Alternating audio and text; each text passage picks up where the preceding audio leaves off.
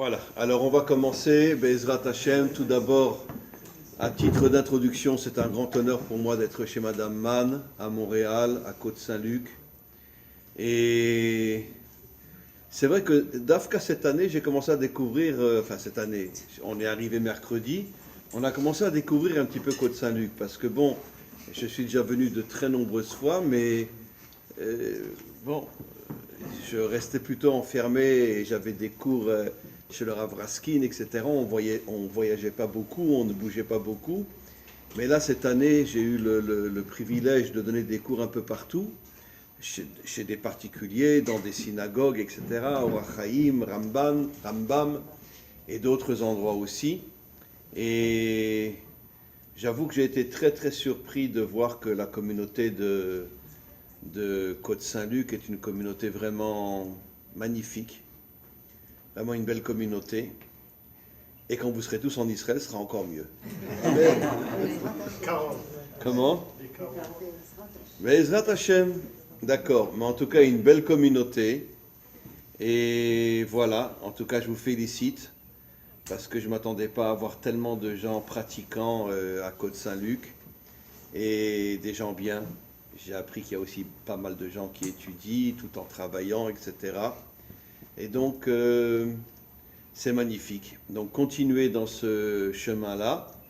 Et bien évidemment, je me répète, on vous attend en Israël. En Israël. Be'ezrat Vous Hashem. avez beaucoup d'adeptes aussi à Ville-Saint-Laurent. Comment? Il y a beaucoup d'adeptes à Ville-Saint-Laurent, à Laval. Ah oui? Oui. Tov, Be'ezrat Hashem. À Dollard, vous voyez.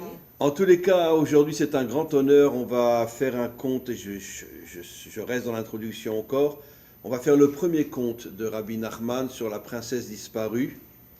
Et bien évidemment, on ne pourra pas tout expliquer parce que c'est ce que je vais maintenant vous faire comprendre, que tous les contes de Rabbi Nachman, d'ailleurs comme dans le Likutei Moharan, tous les contes sont complètement codés. Et évidemment, quand on lit l'histoire, en français ou en hébreu, peu importe, je pense qu'on doit tous comprendre qu'on est à des années-lumière de comprendre tous les messages et tous les secrets qui se cachent derrière ces histoires. 13 histoires, 13, ça fait allusion à Echad, l'unité. Rabbi Nachman, dans les 13 contes, a voulu essayer de construire l'unité, comme on va en parler aujourd'hui. Mais encore une fois, donc, ce sont des contes qui sont complètement codés. Bien sûr, je me répète, quand on les lit dans le sens littéral, on a plus ou moins une idée chacun se fait plus ou moins sa petite idée, mais on est vraiment tous à des années-lumière des véritables messages qui se cachent derrière ces contes. Et on va essayer aujourd'hui de décoder un petit peu, à notre manière bien sûr, et je ne pourrais pas parler de tout le conte en tant que tel, mais disons que je vais prendre quelques parties et on va commencer. Donc l'histoire commence en disant que ce roi, il avait 6 fils et une fille. Et puis un jour, personne ne comprend pourquoi, il s'est mis en colère contre sa fille. Et on expliquera bien sûr, on va décoder, il s'est mis en colère contre sa fille. Il l'a laissée dans sa chambre. Et le lendemain, quand il est venu, il voulait peut-être demander pardon à sa fille. Et il a ouvert la porte, il a vu qu'elle avait disparu. Et ce sont des forces obscures qui l'ont capturé, qui l'ont emmené avec eux. Et finalement, il y a un homme dans le royaume qu'on appelle Mishneh Lameler. C'était un homme qui était très très proche du roi, qui a décidé d'aller la rechercher. Et finalement, il l'a recherchée pendant des années, partout, il ne la trouvait pas. Et on expliquera tout à l'heure d'autres points importants. Mais finalement, il l'a retrouvée une fois dans un château. Et puis après, il l'a reperdue. Et puis finalement, à la fin de l'histoire, il la retrouve et il la sauve. Mais Rabbi Nachman n'explique absolument pas de quelle manière il l'a retrouvée, comment il l'a sauvée. Ça reste complètement caché au-dessus de notre compréhension.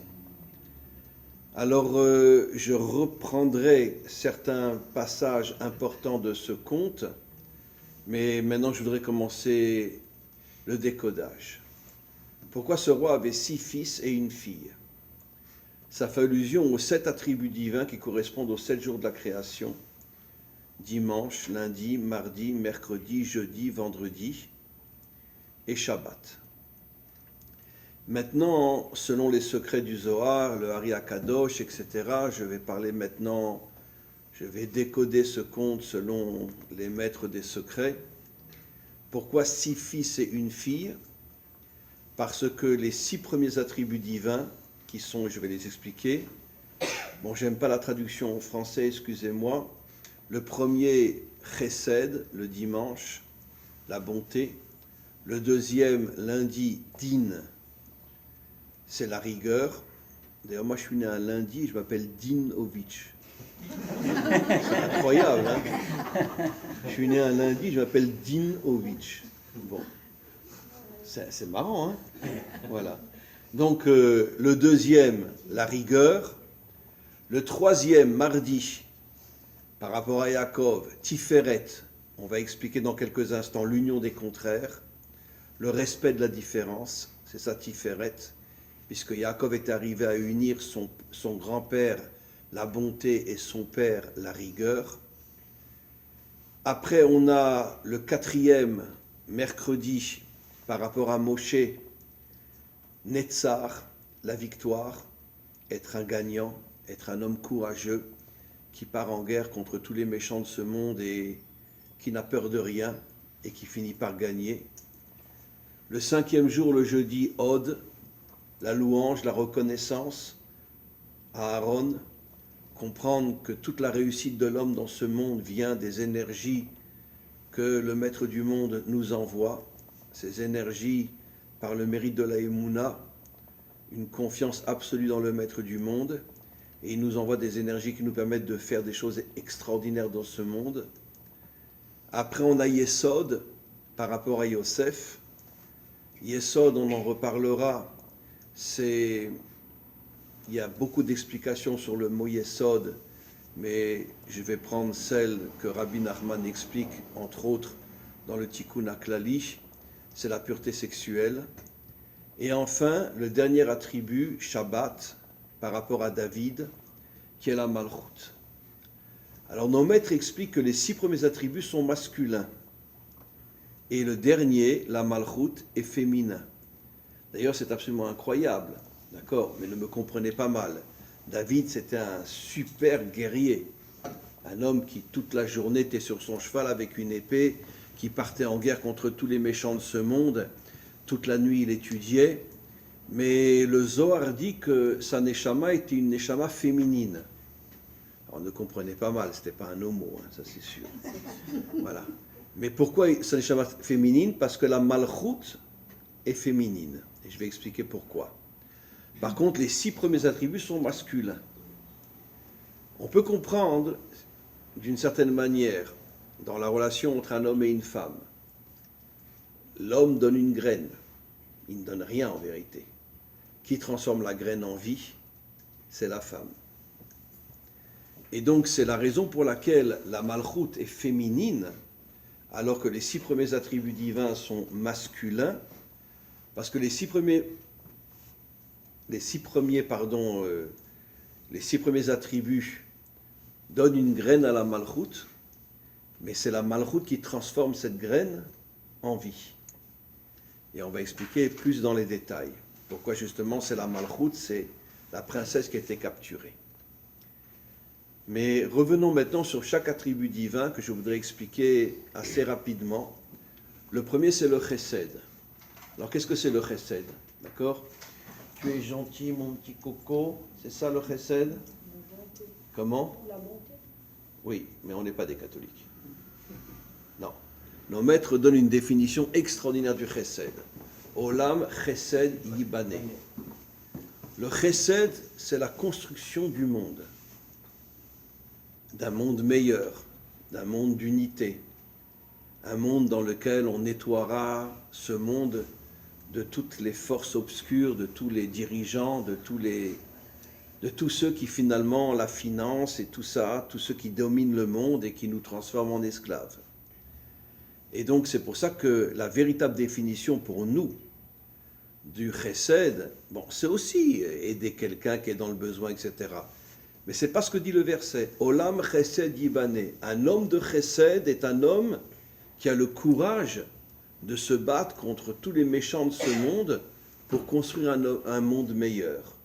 Ça, c'est le chesed, le vrai chesed. D'ailleurs, d'une certaine manière, chesed a pour valeur numérique 72. Chesed a pour valeur, vous savez que dans chaque lettre, il y a une valeur numérique, chaque mot, il y a une valeur numérique. Chesed a pour valeur numérique 72. 72, c'est quoi? C'est l'union qu'il y aura au moment de la délivrance entre les 70 peuples, Israël 71, et on aura tous le même Dieu 72. Voilà, ça veut dire qu'en vérité, il se cache dans le mot chesed aussi l'unité dans l'humanité, qu'on retrouvera au moment de la délivrance, où tous les peuples se respecteront, tous reconnaîtront la grandeur d'Israël. Il y aura donc une unité totale entre les peuples, entre eux et Israël et les nations, et tous auront le même Dieu, comme il est dit, Bayomahu Yahashem Echad, Dieu sera un sur toute l'humanité. C'est pour ça que le chesed, encore une fois, c'est pas seulement t'es gentil, t'es mignon, je t'aime, etc. Non. Le chesed, c'est un véritable combat pour construire un monde meilleur. Après, on a le deuxième jour, le din, la rigueur. Traduction plus française, toutes les difficultés, toutes les souffrances et toutes les épreuves qu'on a dans ce monde. D'accord? Bon, on est tous suffisamment âgés pour savoir qu'on a tous traversé des choses qui ne sont pas forcément agréables. Vous savez ce que nos maîtres nous disent?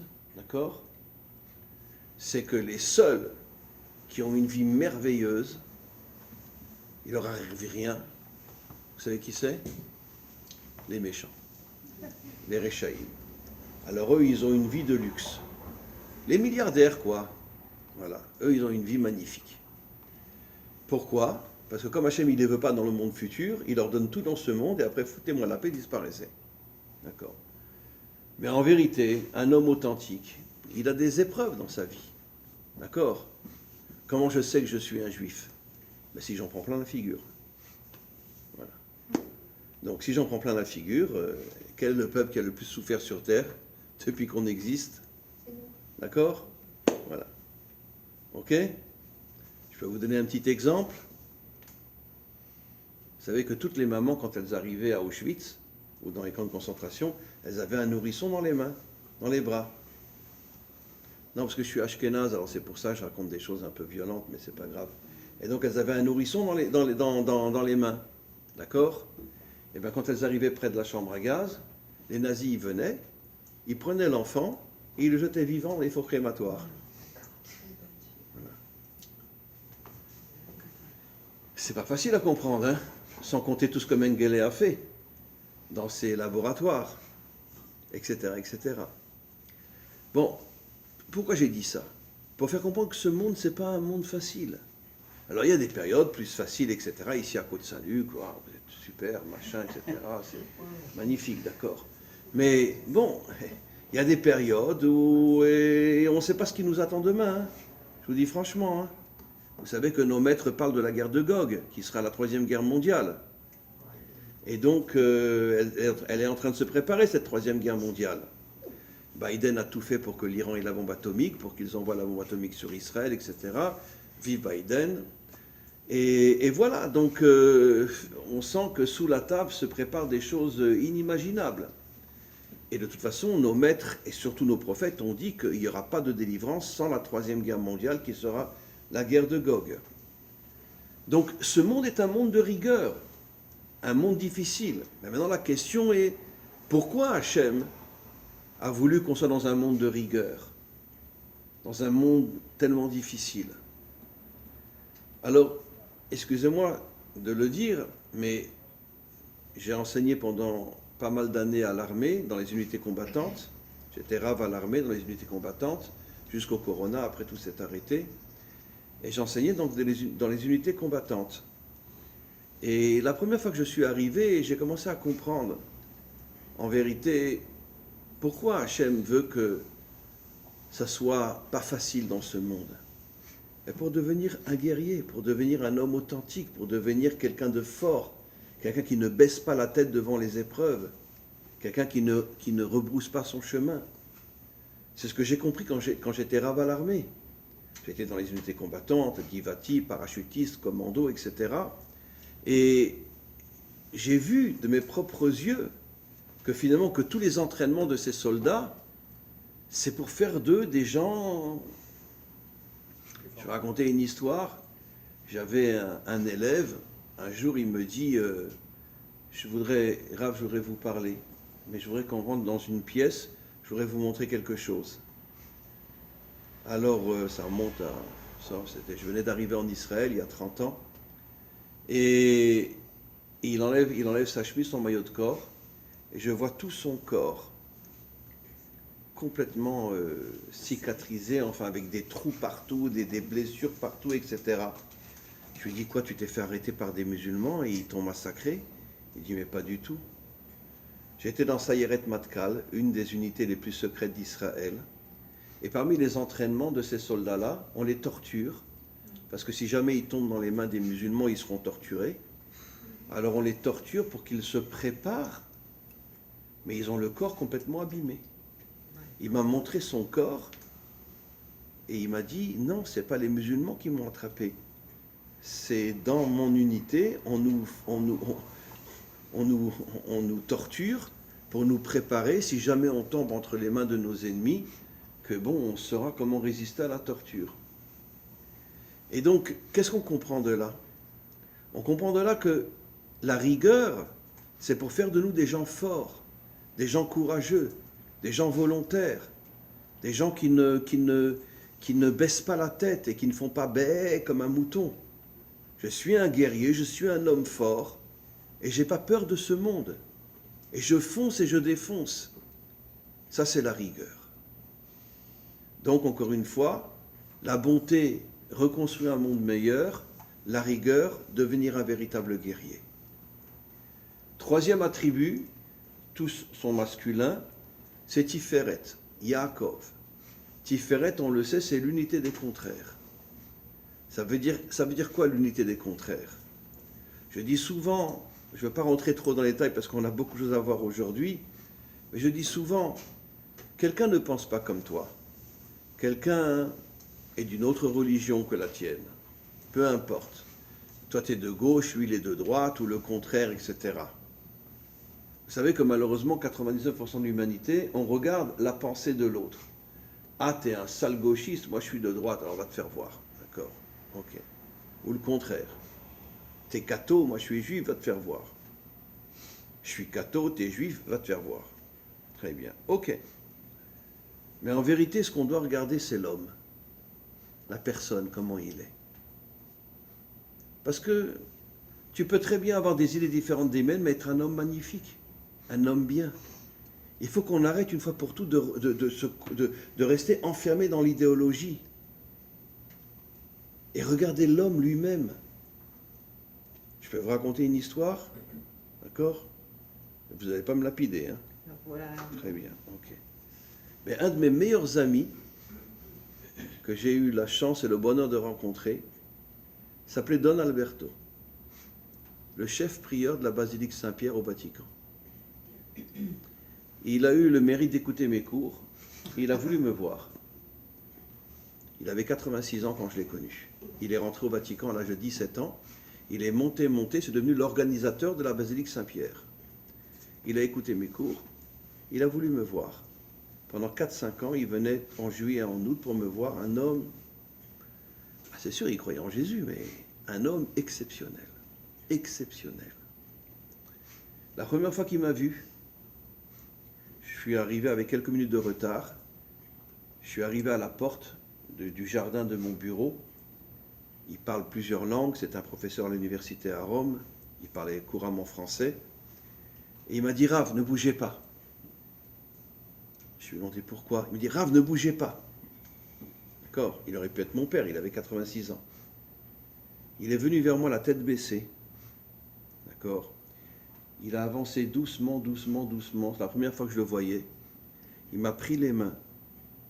Et il m'a dit, au nom de l'Église catholique, nous vous demandons pardon pour tout le mal que nous avons fait pendant 2000 ans.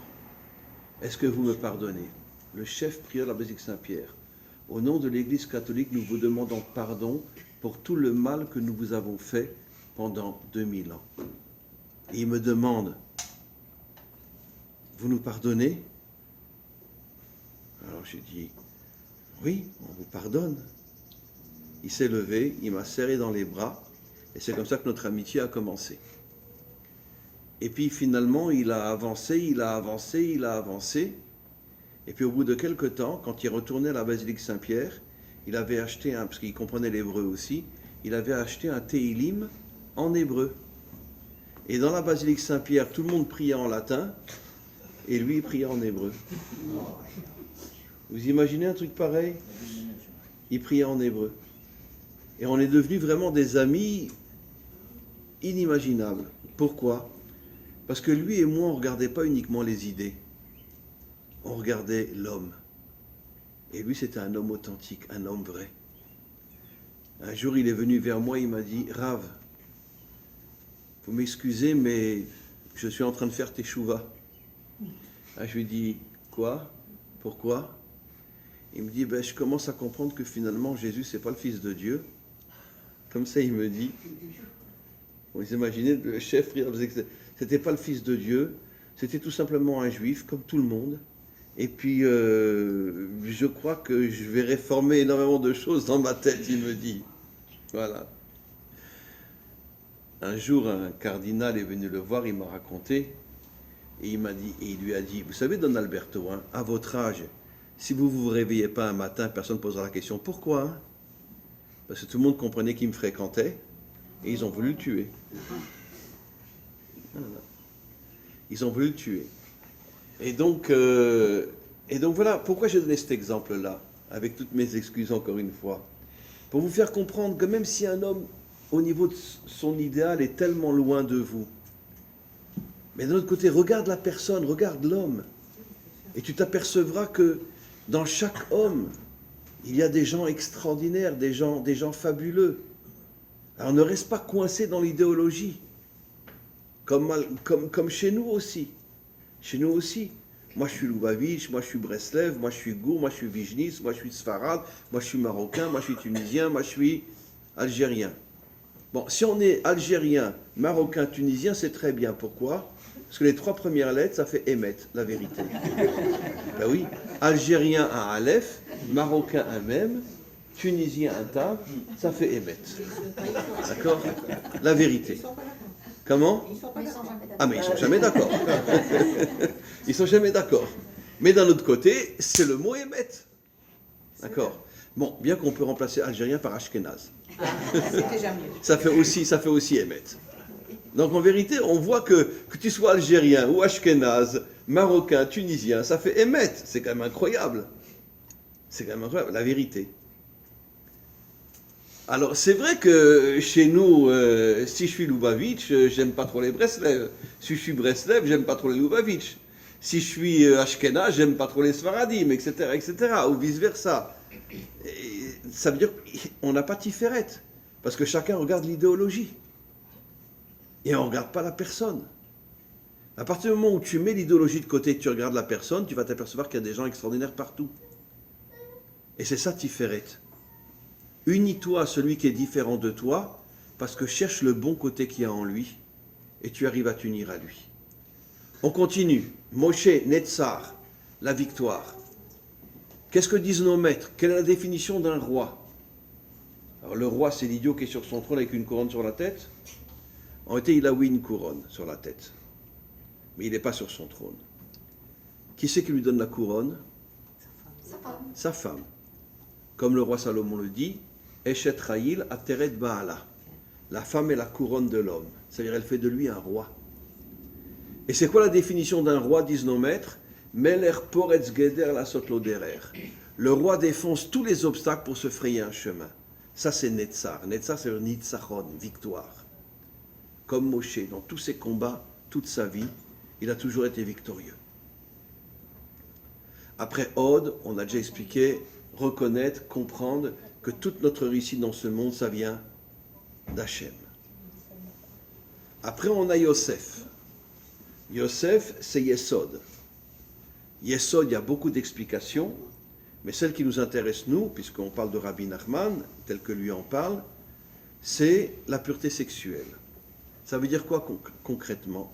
Ah, vous avez dit Od. Comment? Od, vous l'avez dit? Oui, oui. Ok. Od, c'est Aaron. Alors, c'est quoi? En vérité, quelle est la différence entre le plaisir et l'amour? Je ne vais pas rentrer trop dans les détails. Mais si tu es marié et que tu n'es qu'avec ton épouse, ce n'est pas uniquement la recherche du plaisir, même s'il y a un plaisir, mais c'est aussi un témoignage d'amour. Tu veux lui montrer que tu l'aimes. D'accord? Mais si quelqu'un y passe de femme en femme, ou une femme qui passe d'homme en homme, c'est que pour le plaisir. Et vous savez ce que Rabbi Nachman explique? C'est qu'en vérité, le plaisir, il nous fait tomber dans l'extériorité. Ça veut dire on perd toute notre intériorité. On perd toutes nos forces intérieures. Et on devient un chien. Voilà ce qu'on devient.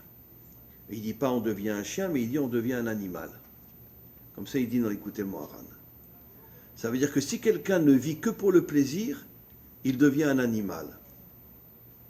C'est pour ça que le Yesod est extrêmement important. Parce que le Yesod, c'est l'amour. Vous savez que Yosef était un homme extrêmement beau. Yosef a eu la tentation avec Potiphar, il n'est pas tombé. Et puis quand il est devenu, à l'âge de 30 ans, quand il est devenu le dirigeant d'Égypte, d'accord, toutes les Égyptiennes lui couraient derrière, lui disaient « Viens chez moi, viens chez moi ». Il était trop beau. Il n'est jamais tombé. Il avait une femme, il a eu 2 enfants, il est resté avec elle jusqu'à la fin de sa vie. Il n'est jamais tombé. Et pourtant, toutes les tentations et toutes les séductions qui lui couraient derrière, il n'est jamais tombé. Pourquoi? Parce que lui cherchait l'amour et pas uniquement le plaisir. Et en cherchant l'amour, à ce moment-là, il a véritablement réussi son couple. Venez, venez, monsieur, venez vous asseoir. Venez vous asseoir. Venez. Et enfin, on a la malchoute. Alors, la malchoute est féminine. Pourquoi? 2 explications. La malchoute est féminine. Pourquoi? J'ai expliqué que la femme donne la vie. Mais c'est quoi donner la vie en vérité? C'est quoi un homme vivant? Eh bien, tant qu'on est vivant, c'est l'union entre l'âme et le corps. Puisque un homme, il a une âme intérieure, son intériorité, et son corps qui est extérieur. C'est quoi la mort? Séparation entre l'âme et le corps. Le corps est enterré en bas et pourri, et l'âme remonte en haut. Séparation totale entre l'âme et le corps. Qu'est-ce que c'est la vie? C'est l'union entre l'âme et le corps. D'ailleurs, une fois qu'on meurt, même si l'âme elle est en haut, parce que l'âme ne meurt pas, elle n'est pas vivante. Le Hari Akadosh dit clairement que l'âme en haut, elle vit, mais elle n'est pas vivante. Parce que la vraie vie, c'est l'union entre l'âme et le corps. Qui c'est qui donne la vie? L'homme ou la femme? La femme. Ça veut dire la malchoute, c'est l'union des contraires. L'âme est spirituelle, le corps est matériel. Et qu'est-ce que c'est la malchoute? C'est l'union des contraires. Maintenant, vous comprenez pourquoi il est dit sur Yaakov, Yaakov ish tam. Tam, c'est les premières lettres de Tiferet Malchut. Tiferet Malchut, qui signifie que... C'est David, ça, non? Ah, je suis content de te revoir, David. Ça fait des années qu'on ne s'est pas vu, hein?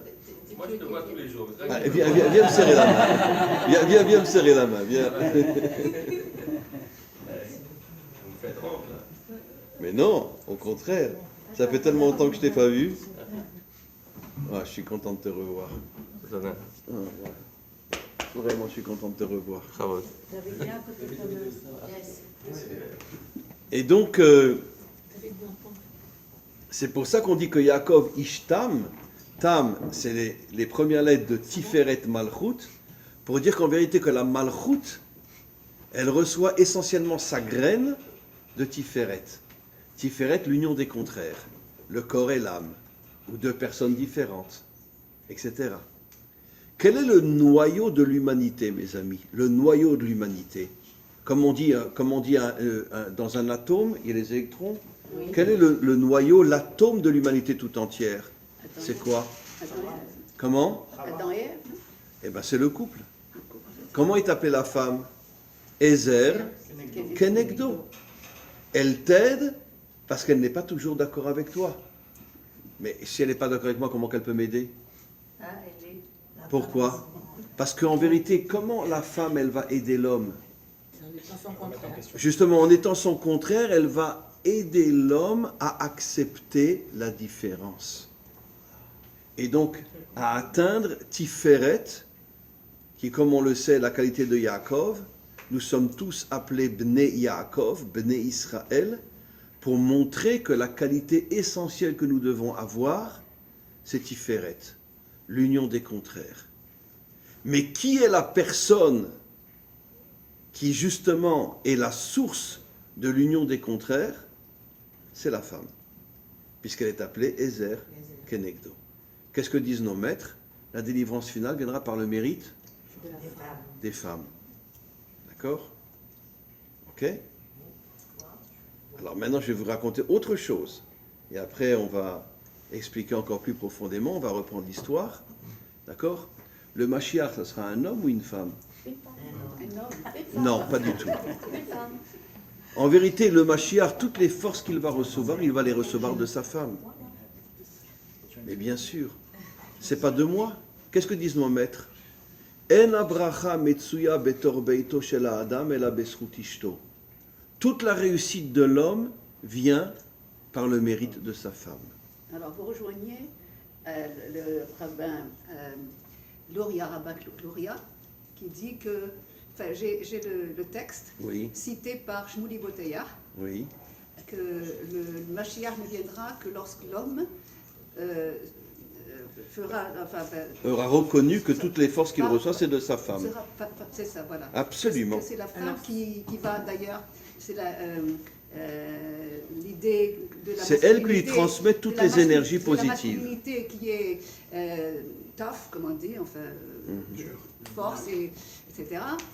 Et que la femme, c'est la sagesse et c'est C'est aussi Voilà. des Alors, forces c'est ça inimaginables qui sont Vous connaissez transmises. ce- Oui, oui, absolument. il cite Le Hari Akadosh Rabbin le Luria. dit. Ouais.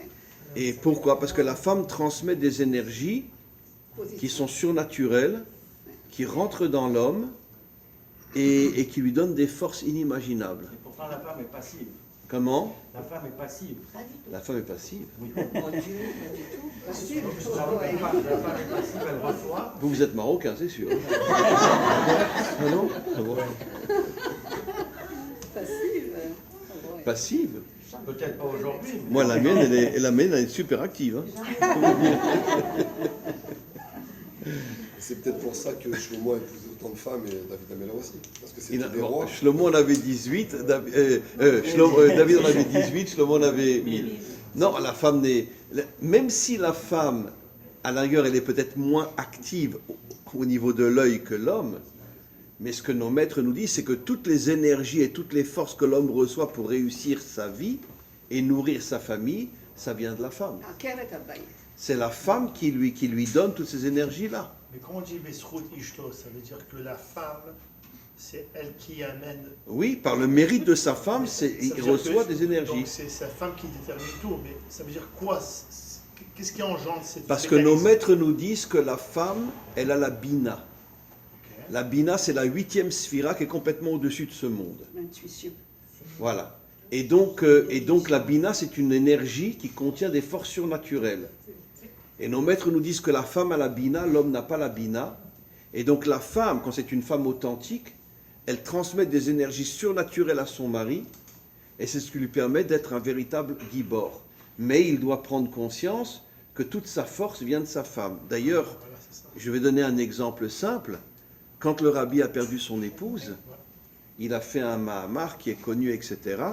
Et il a dit, tout ce que j'ai été, tout ce que je suis, tout ce que je serai, tout ce que j'ai fait, tout ce que je fais, tout ce que je ferai, Akol Besrout Ishti. Comme Rabbi Akiva. Voilà. Comme Rabbi Akiva, Comme exactement. Rabbi David Sabah d'ici, Voilà. c'est la même chose, il a dit la même chose. Voilà. Que tout ce que je suis, tout ce que j'ai fait dans ma vie, tout, c'est le mérite de ma femme. Il y avait plein de Talmidim, quand ils ont entendu ça, ils ne comprenaient pas. Parce que tout le monde disait le rabbi, le rabbi, le rabbi. Et il a eu le courage, l'honnêteté de dire, mais moi, ce que je ne suis que le produit de ma femme. Quand les C'est elle qui hommes m'a- écoutent leur femme. Il faut ajouter ça, n'est-ce pas? Et bien c'est pour ça qu'Hachem a dit à Abraham, Kol ma shi'omar lecha Sarah, Shma Mais bekola. à un moment donné, il y a le respect. L'homme appelle sa femme, il l'appelle plus ma chérie ou quoi, il lui dit Ma couronne. maman. Il appelle maman. Oui.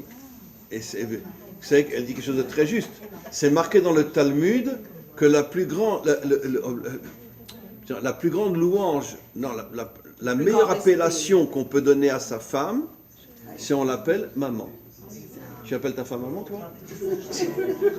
Moi, ma femme est ashkénaze. Mais non, Ah, c'est impossible, impossible, Si je t'appelle maman, impossible. ça me fait rappeler ma belle-mère. Non, non. Je suis enregistré. Oui, oui, là, c'est enregistré. Il parle pas en français. Non, non, mais si ta femme est ashkénaze, c'est très difficile. Mommy. Oui. Sachs, il appelait sa femme Maïechet Rayot. Oui, mais je trahis, bien sûr. Mais il y a beaucoup d'hommes qui appellent leur femme ma couronne ou maman pour nous faire comprendre que toute ma vie, je la reçois de toi.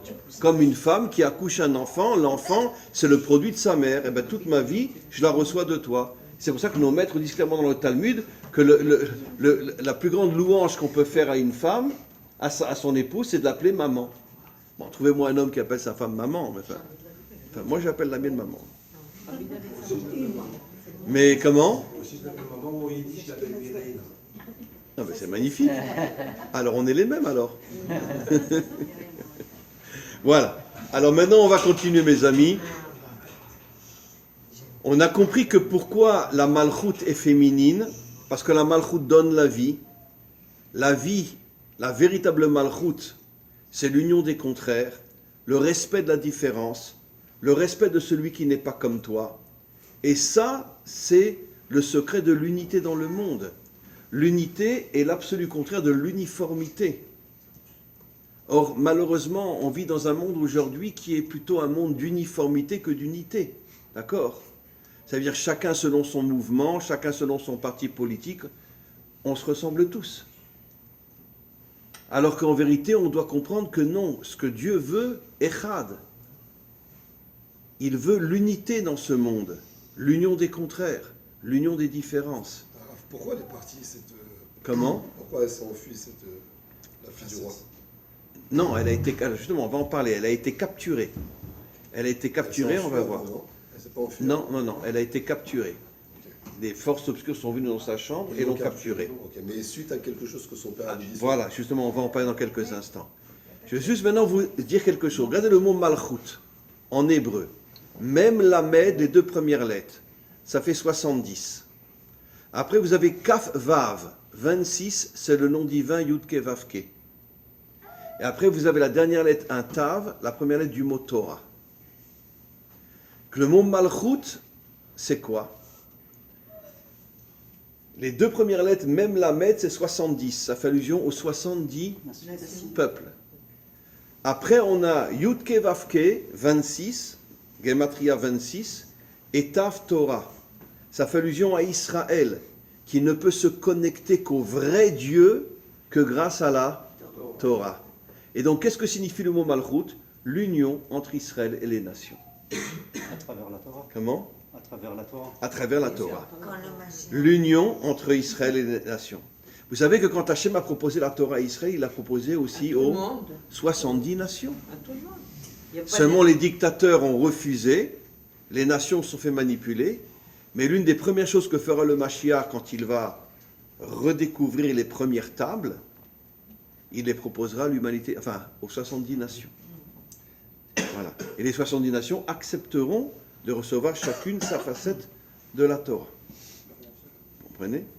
Et donc c'est ça le mot malchut, c'est quoi? C'est l'union des contraires. Israël et les nations qui s'unissent, qui se respectent, même si on est extrêmement différents les uns les autres, mais on s'unit et on se respecte, Ça, c'est Bayom Haoui Hashem Echad Ushmo Echad. Et vous savez ce que dit Rashi dans le Shema Israël Hashem Elokeinu Hashem Echad? Il coupe le verset en deux et il dit Shema Israël Hashem Elokeinu, c'est les Juifs qui le disent. Hashem Echad, c'est les nations qui le diront. Rashi ose dire que Hashem Echad, c'est les nations qui le diront. Pas les Juifs, les nations. C'est absolument incroyable. Pourquoi? Parce qu'elles vont... Cette désunion qu'il y a maintenant, Oui. c'est écrit quand même que avant le Mashiach, il y aurait Adarim, Adarim. Et chacun suit son... comme les moutons, chacun il a son berger. Mais absolument. Donc c'est juste avant le Mashiach. Donc, Mais c'est marqué explicitement dans le Talmud que juste avant la délivrance, merci beaucoup, le monde sera un monde de moutons. Chacun aura son berger, d'accord? Et finalement, où est Dieu? Où est Dieu? Où est Hachem? Pourquoi on se connecte à des hommes? On doit se connecter à Hachem.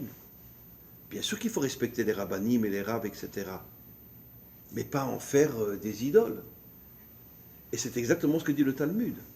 Juste avant la délivrance finale, le monde sera un monde de moutons qui suivra son rave, son homme politique, son idéologue. Et où est Hachem? Où est Hachem? Vous savez que beaucoup ont expliqué, vous savez que le dernier Gadol d'or qui est mort récemment, c'est Rav Chaim Kanievski. Et c'est marqué clairement dans le Talmud que juste avant la délivrance, En lanu almi leisha'en, ela lavinu sheba shamayim. Il n'y aura plus de Gdolim, il n'y en aura plus, c'est fini, il n'y a plus de Gdolim aujourd'hui. Et finalement, bon, il y a des rabbanim, d'accord, mais des Gdolim, des vrais Gdolim, il n'y en a plus.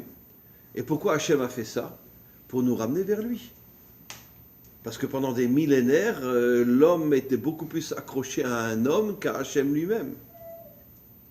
Et donc, Hachem a enlevé tous les Gdolim, le dernier qui avait c'était Rav Chaim Kanievski, il n'y en a plus, c'est fini, pour qu'on revienne vers lui, pour se préparer à la délivrance finale.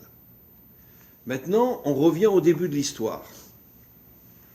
Le père se met en colère contre sa fille, personne n'explique pourquoi, et puis la fille, pendant la nuit, est capturée par des forces obscures que le second du roi essaiera de la retrouver. Mais personne n'explique pourquoi.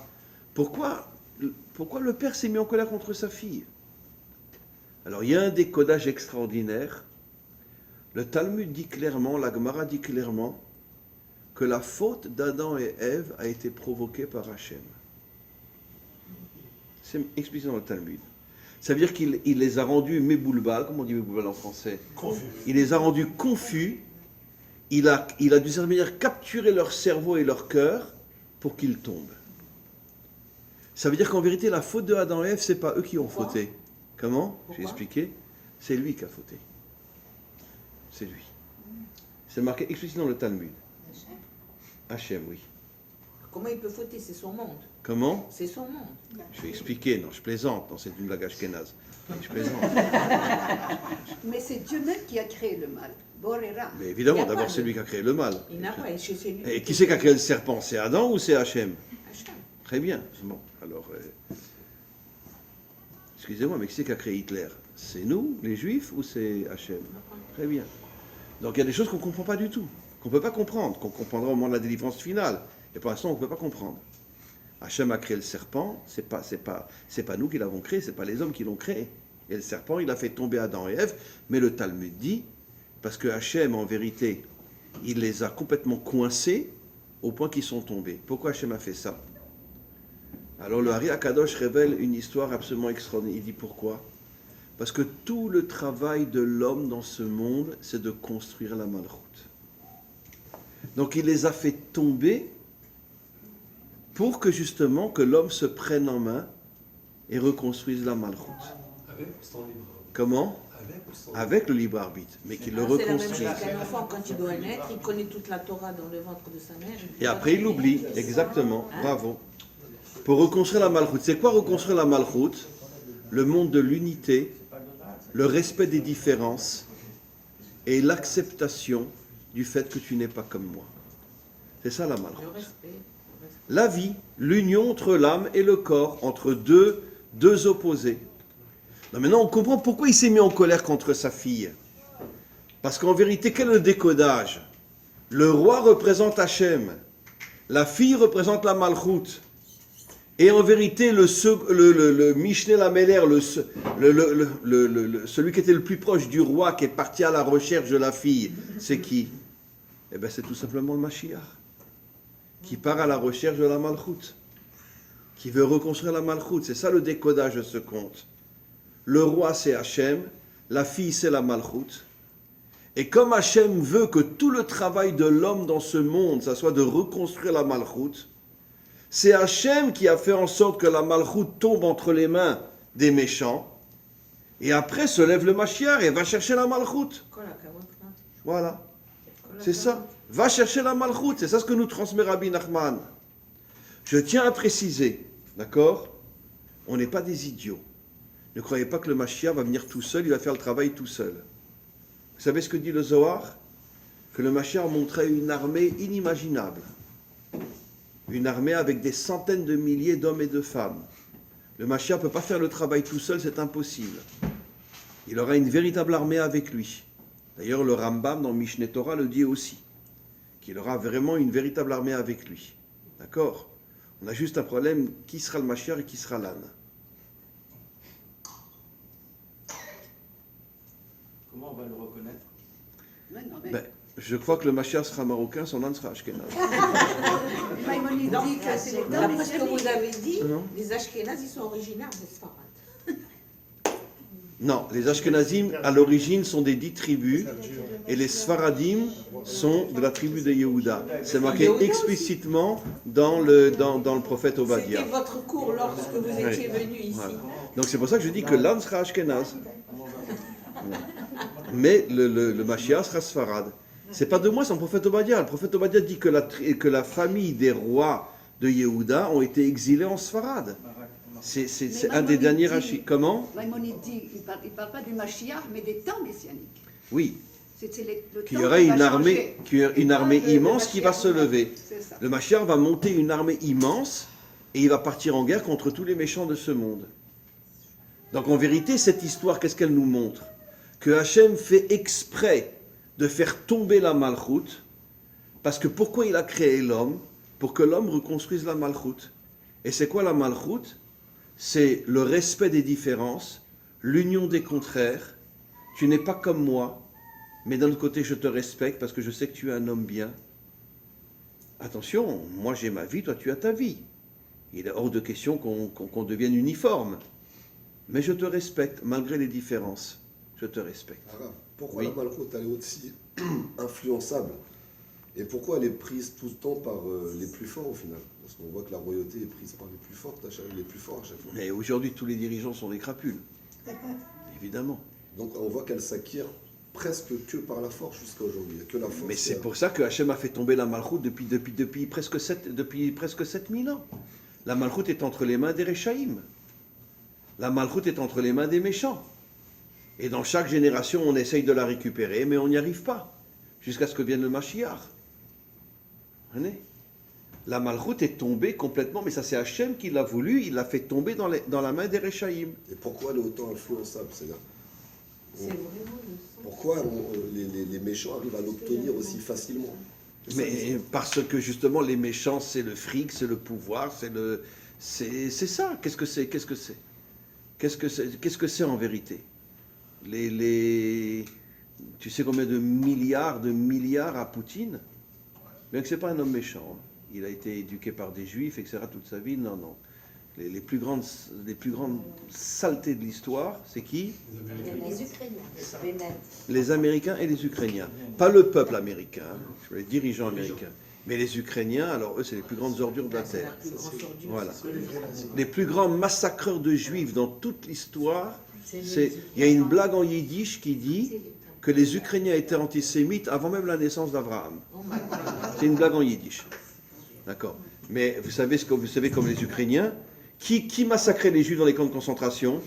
Les Ukrainiens, bien sûr. Babillard. Les Ukrainiens. Non, mais dans les camps de concentration, les nazis avaient pris les Ukrainiens pour massacrer les juifs. Mais quand on voit les Ukrainiens qui enterrent dans des fosses communes, on ne peut pas ne pas imaginer le babillard. Où ils mettaient Oui, mais il y a une sorte Les de Juifs, vengeance par d'Hachem, j'imagine. Voilà. Mais il faut savoir que le peuple qui a massacré le plus de Juifs dans toute l'histoire de ces 2 derniers millénaires, c'est les Ukrainiens. Et malgré tout, on a pitié d'eux, nous. Non, Et avec pas tous les pitié d'eux, voyages. pas du tout, qui crèvent tous. Avec tous les voyages que font, Comment? avec tous les voyages que tous les Juifs font, qui vont à Ouman, Oui. combien il y en a à chaque fois, ils sont volés, ils sont comme ceci, il y a toujours, Oui. il y a toujours des histoires. Mais c'est Un qui est évident battu, qu'il y a- un qui est ceci, un qui est il y a un gros problème, bien sûr. Mais bon, je peux comprendre qu'on aille à Ouman, bon Hachem, mais quoi qu'il en soit, les Ukrainiens, c'est de grandes crapules. C'est eux qui ont tué le plus de Juifs dans toute l'histoire de l'humanité. connu. Voilà. Et alors, Rabbi, Comment? la malroute est où maintenant? C'est qui a pris? Alors la malroute, C'est elle est pas entre ça. les mains des méchants. Mais Elle est entre les mains des... où est-ce qu'elle est? Chez Biden, Ok. chez Bennett, chez nous, Déjà au moment où qui c'est n'est pas mal. net du tout. Voilà. Bennett, pas net. Voilà. Et donc, comment? pourquoi Hachem a fait tomber la main? Parce qu'il a créé l'homme Pour dans le Mashiach. but de relever la malchoute. Ouais. Ça veut dire de redonner la malchoute à Hachem, comme il est dit, Bayom Haoui Hachem le Melech al kol haaretz, qu'on veut que tout le travail de l'homme, c'est de s'unir à Hachem pour que la malchoute revienne à Hachem, qui sera roi du monde au moment de la délivrance finale. Il était roi déjà. Oui, mais roi, Reconnu. Roi avec des Il faut le reconnaître maintenant. mais Tout vous roi loin, il faut le reconnaissez Dieu comme roi aujourd'hui? Non, mais au moment de la Bria, il y avait. Oui, il était roi, mais comme il a voulu créer l'homme pour que l'homme agisse pour reconstruire la malchoute, il a fait tomber la malchoute pour que l'homme reconstruise la malchoute. Vous comprenez? C'est à l'homme de reconstruire la malchoute. Alors maintenant, on comprend cette histoire extraordinaire de Rabbi Nachman. Hachem s'est mis en colère contre sa fille qui représente la malchoute pour que justement elle soit capturée par des forces obscures. Après se lève le Mashiach, et le Mashiach va la chercher. Maintenant, on continue. Il y a encore quelque chose que je voudrais voir avec vous. Finalement, il retrouve, après des années et des années, il retrouve la princesse qui est prisonnière d'un roi méchant, etc. Et donc, il arrive à lui parler, et elle lui dit, tu vas pendant 1 an prier pour me sauver, et le jour où tu viendras me sauver, tu ne dors pas, tu ne manges pas, et tu pourras venir me sauver. Tu ne manges pas et tu ne dors pas. D'accord? Ok. Pas manger, c'est pas facile. Hein. Imaginez-vous que votre femme vous apporte un couscous. Qu'est-ce que vous avez? En plus, un couscous tunisienne, Michaela. Franchement.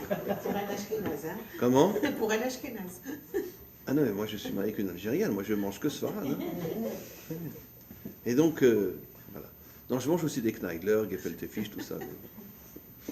Mais j'adore la nourriture Sfarad. Très bien. Et donc, tu ne manges pas, tu ne dors pas. Et qu'est-ce qui s'est passé? Le jour, alors il a prié pendant 1 an, mais le jour où il va la libérer, d'accord, il y a une tentation énorme qui le prend. Il se met à manger et il se met à dormir et c'est fou.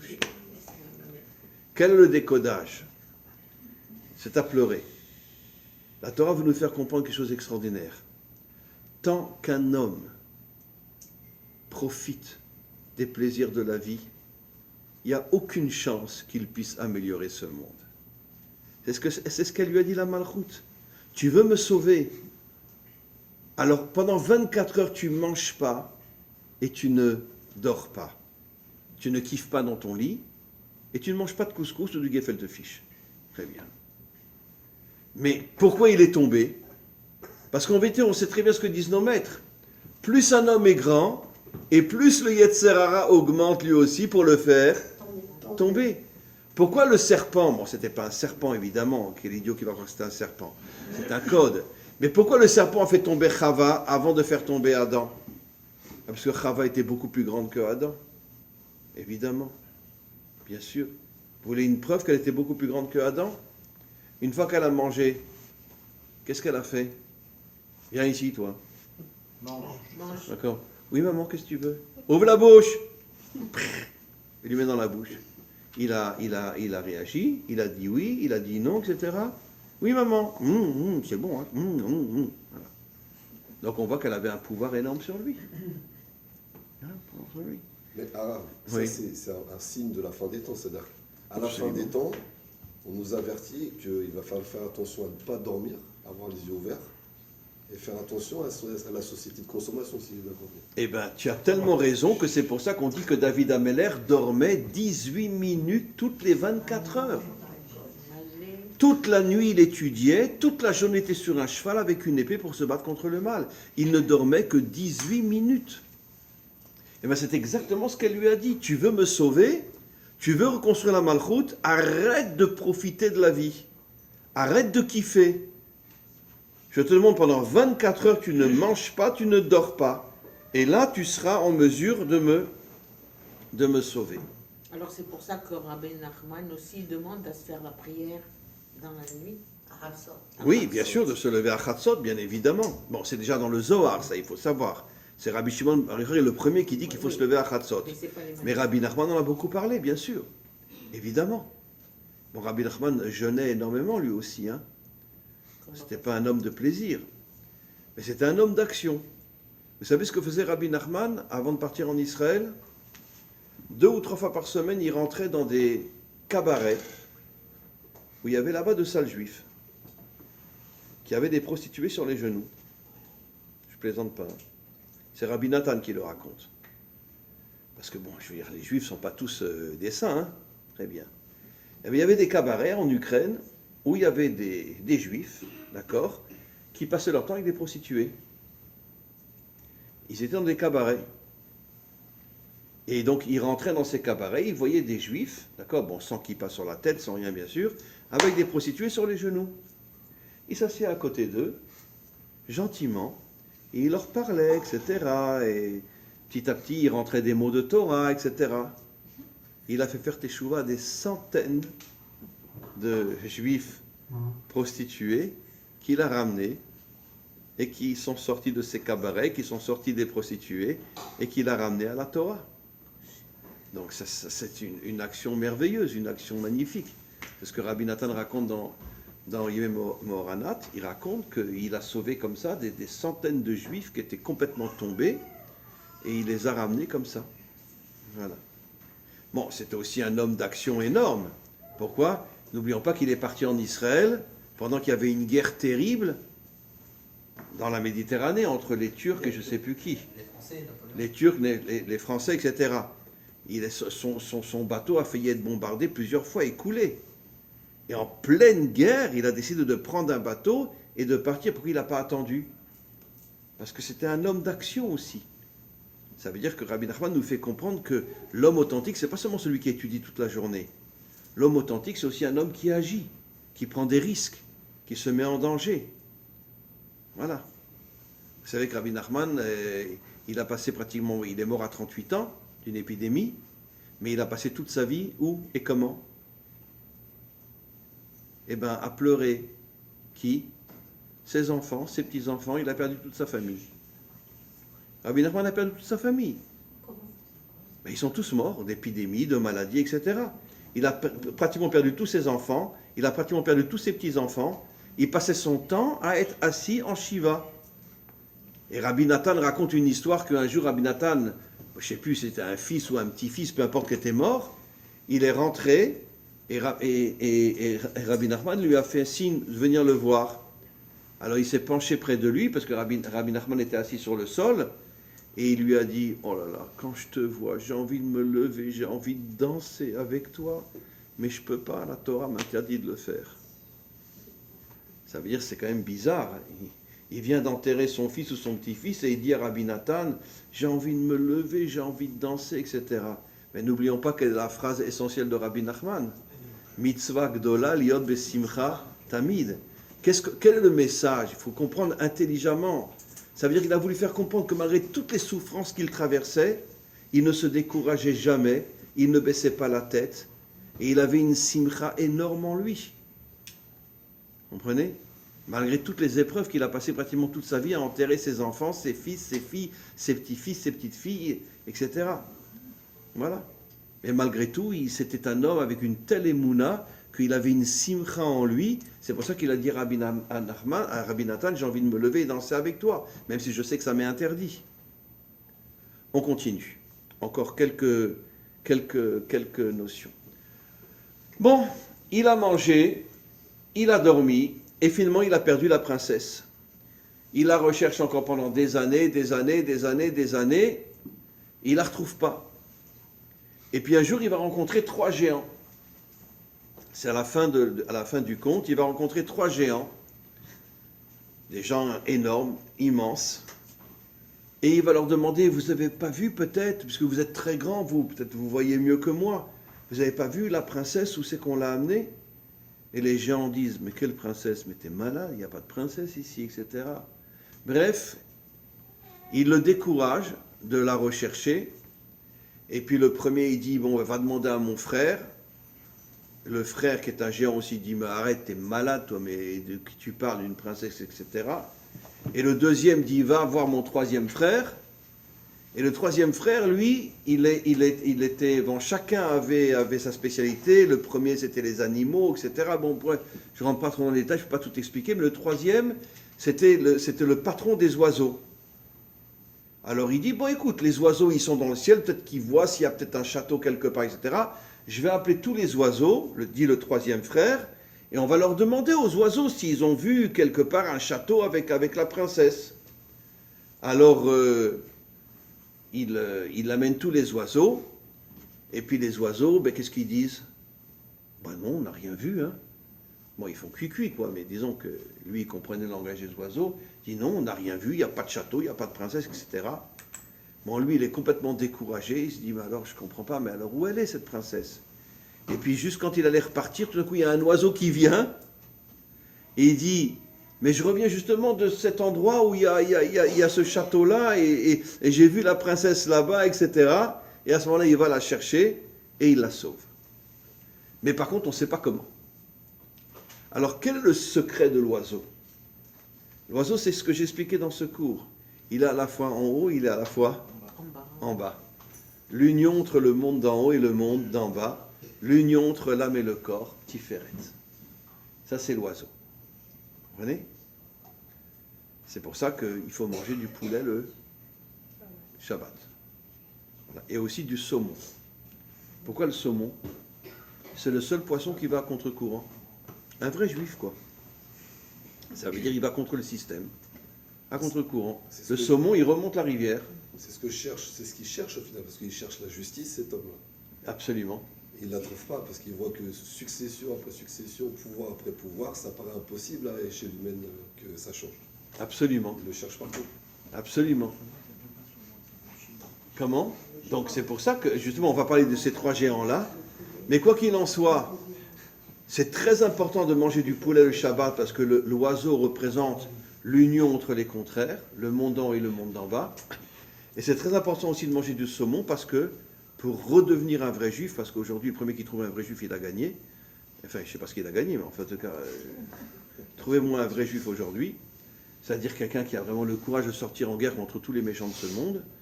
Le saumon, il va à contre-courant. Ce qui est exactement dit sur Abraham. Kol haolam betzad echad ve'hu batzad hasheni. Le monde entier était d'un côté, et lui, il était de l'autre côté. Il allait à contre-courant. C'est comme ça qu'a commencé notre histoire, avec Abraham. Maintenant, c'est qui ces 3 géants? Et après, j'expliquerai la fin et on arrête. C'est qui ces 3 géants, en vérité? C'est qui? Certains commentaires disent, c'est qui les 3 géants? Non. Ah non, parce que c'était méchant, ils ont voulu le décourager. Mais c'est tous les dirigeants de ce monde qui sont des géants.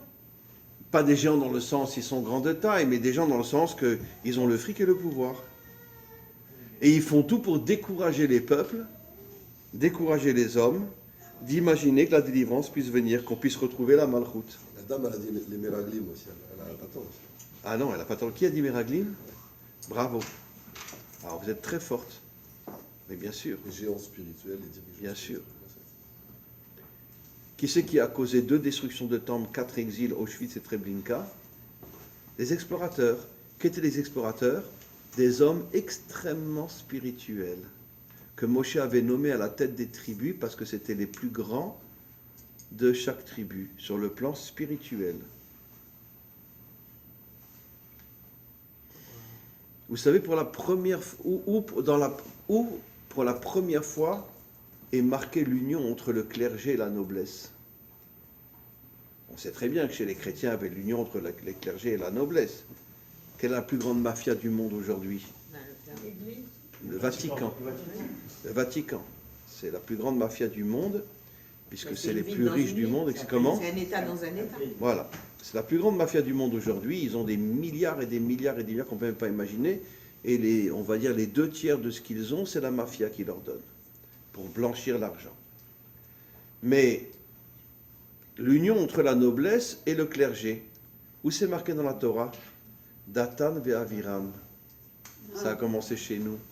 Datan, la racine c'est Dat, la religion. Aviram, mon père est puissant. L'union entre le clergé et la noblesse, ça a commencé chez nous. Qui c'est qui a dénoncé Moshe et ils ont voulu qu'on lui coupe la tête?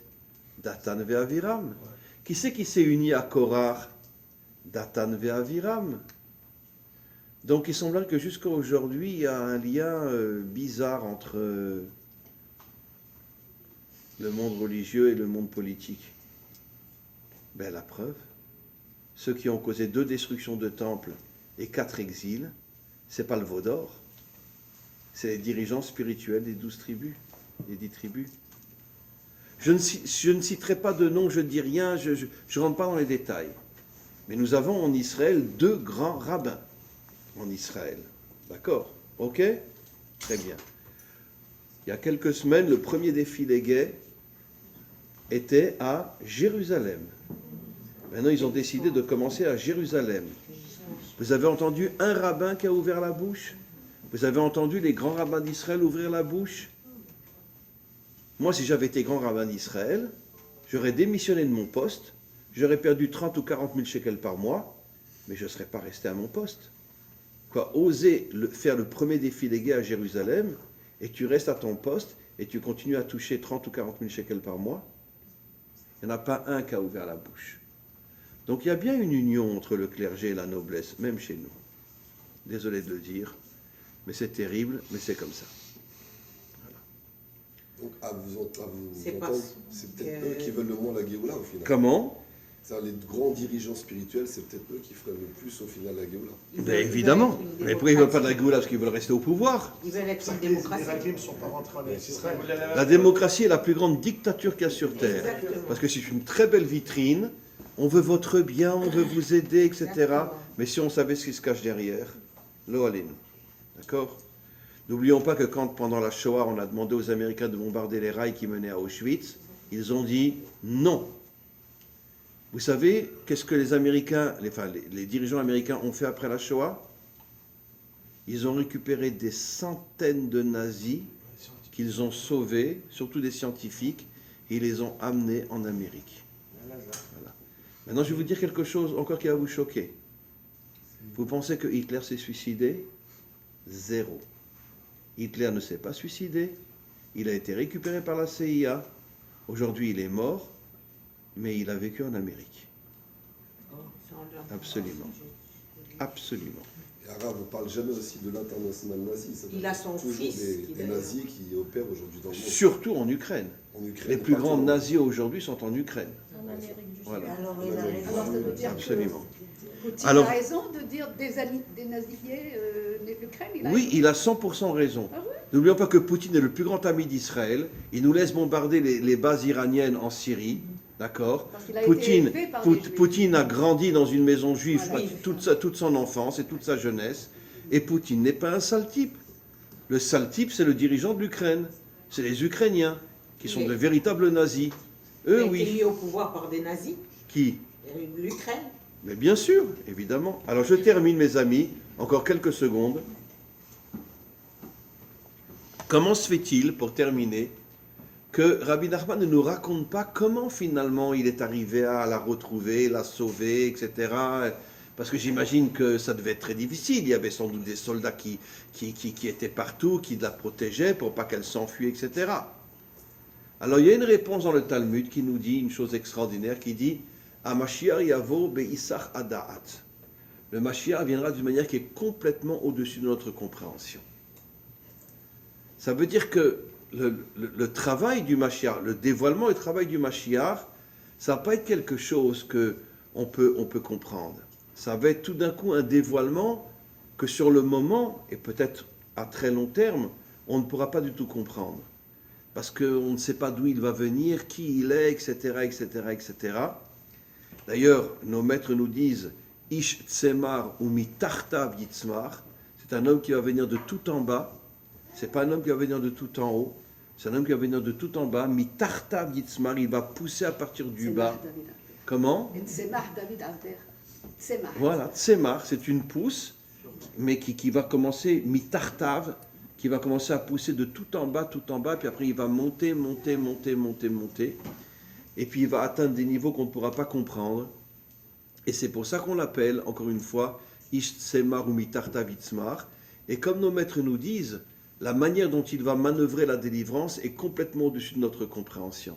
Be'isach ada'at, ce qui signifie en français complètement au-dessus de notre compréhension. Et c'est pour ça que Rabbi Nachman termine ce premier conte en ne donnant aucune explication comment il a fait pour la récupérer et la sortir de sa prison, cette princesse qui est la Malchut, pour la ramener finalement à son père qui est Hachem.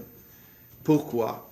Pour nous faire comprendre que même lui, Rabbi Nachman, ne veut pas expliquer comment se fera la délivrance finale, parce que personne ne le sait. Ça va être quelque chose de complètement surprenant, complètement inaccessible. Peut-être qu'avec le temps, on commencera à comprendre comment le Mashiach, d'où il vient, qui il est, etc., etc. Mais le Mashiach viendra de tout en bas. C'est un homme du peuple qui va se lever, qui va monter. Et ça ne sera pas un homme qui vient de tout en haut. Ça sera au contraire un homme qui vient de tout en bas. Oui. Mon épouse avait soulevé la dernière fois le cours dernier. Oui. Est-ce que ça aurait pu être Hanouka qui serait le Mashiach? Et vous avez tout de suite répondu non. Mais en fait, lui vient d'une famille Oui, il vient de très très bas aussi. très bas. Qui ça? Bah, on verra. Depuis l'âge très jeune. Je vais vous dire quelque chose, cher ami. Je ne sais pas, mais je vais vous dire quelque chose de très clair. À partir du moment où on dit sur quelqu'un qu'il est le Mashiach, avant qu'il ait commencé son travail, c'est forcément faux. On ne peut pas... Est-ce qu'il pourrait être? C'est la question. Oui, je vis en Israël depuis 30 ans. Je sais ce qui se passe en Israël. De plus en plus de gens disent que Hanouka, c'est le Mashiach. Ils ne disent pas il peut être, il l'est. Non, je le sais. Il est. Et non, pas du tout. C'est un principe fondamental.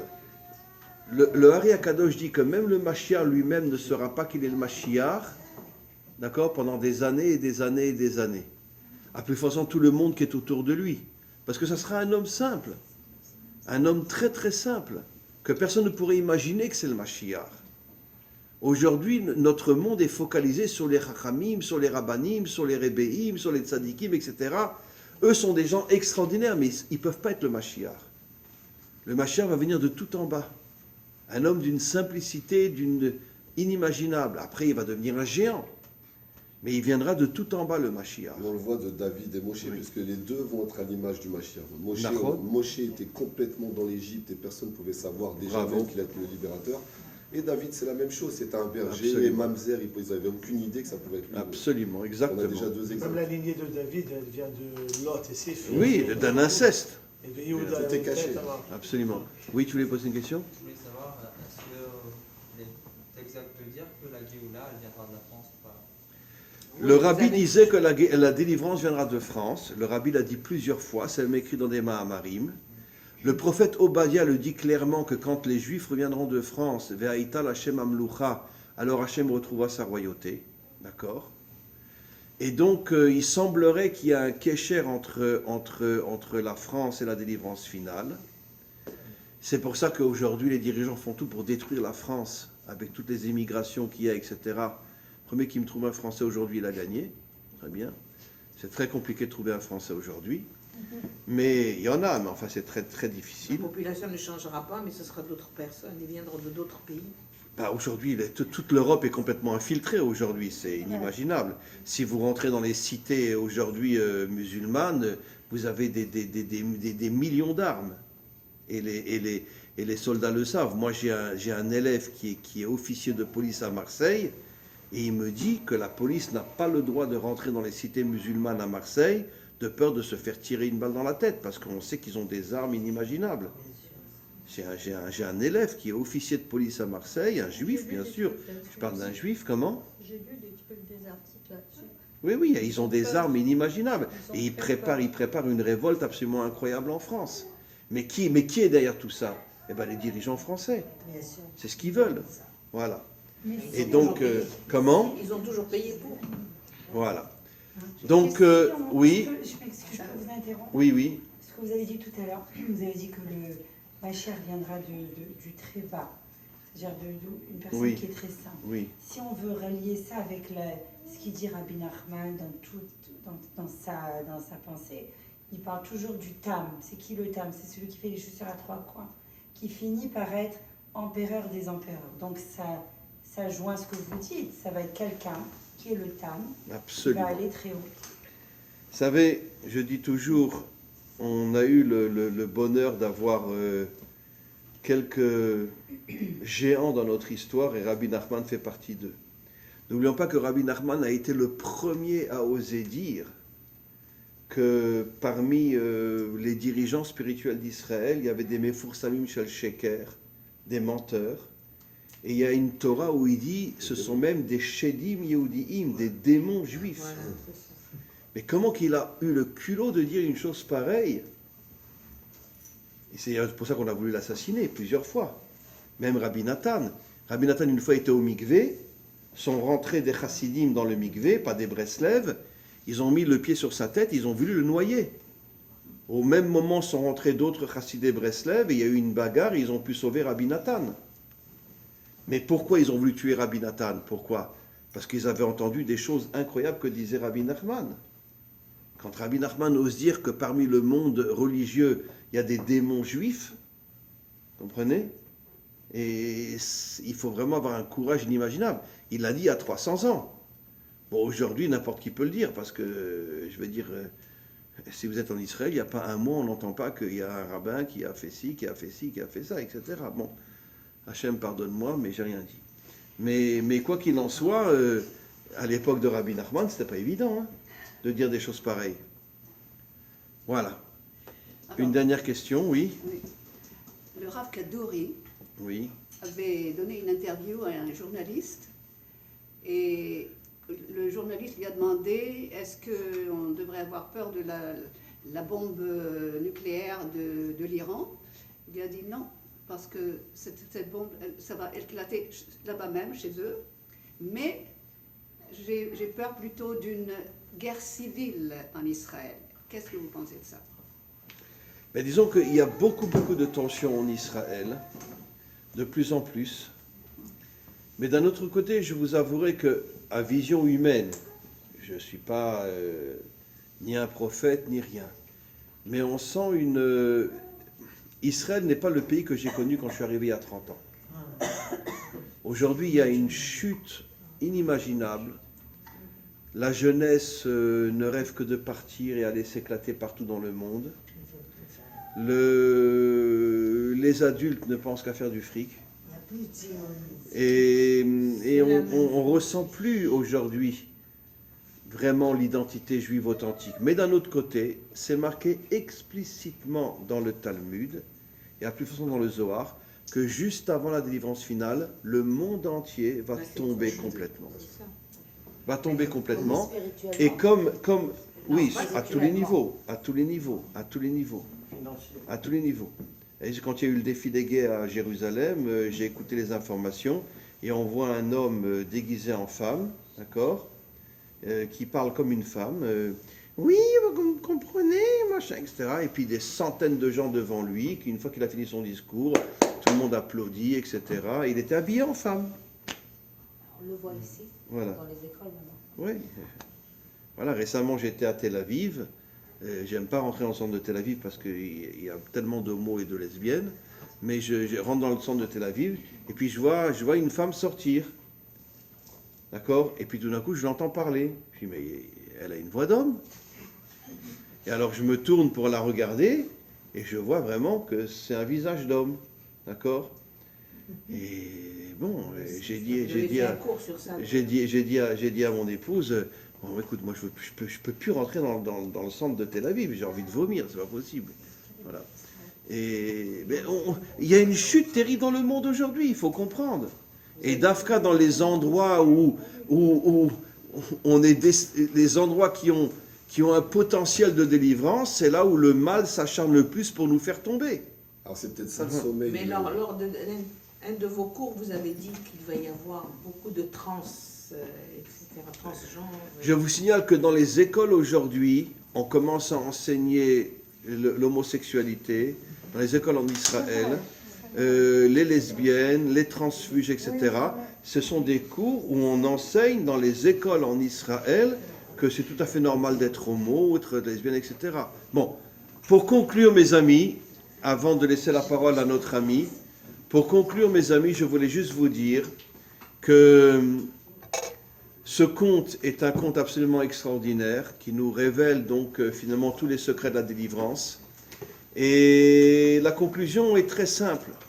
On doit se reprendre en main, on doit redevenir des hommes forts, des hommes courageux, grâce à nos épouses, grâce à nos couronnes qui nous donnent des énergies et des forces inimaginables.